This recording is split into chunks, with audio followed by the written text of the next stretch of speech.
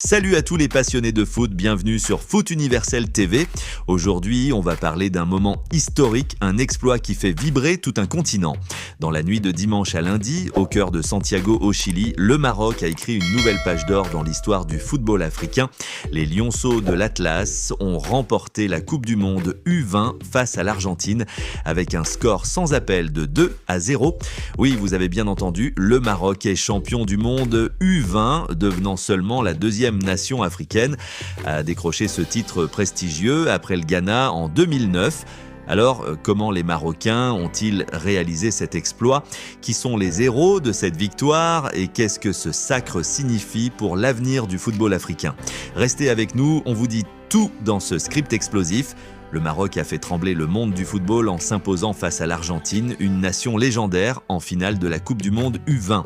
Ce n'est pas juste une victoire, c'est un symbole. Les Lionceaux de l'Atlas ont gravi les échelons pour devenir la deuxième équipe africaine à soulever ce trophée, 16 ans après le sacre du Ghana.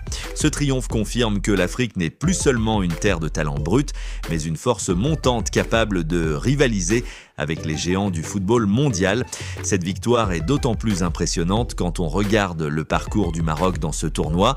Les Lionceaux ont affronté des équipes de très haut niveau et les ont dominées les unes après les autres.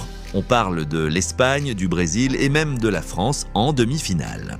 Ce n'était pas un chemin facile, mais le Maroc a prouvé qu'il avait les armes pour briller sur la scène internationale. Si le Maroc est champion, c'est en grande partie grâce à un homme, Yassir Zabiri. L'attaquant de Famalicão, club portugais, a été le héros de cette finale. Dès la 12e minute, il a ouvert le score sur un coup franc magistral, montrant une précision et un sang-froid incroyable pour un joueur de son âge. Puis, à la 29e minute, il a scellé la victoire avec une reprise de volée spectaculaire sur un centre parfait d'Othman Mama. Ce doublé a non seulement offert le titre au Maroc, mais il a aussi mis Zabiri sous les projecteurs du monde entier.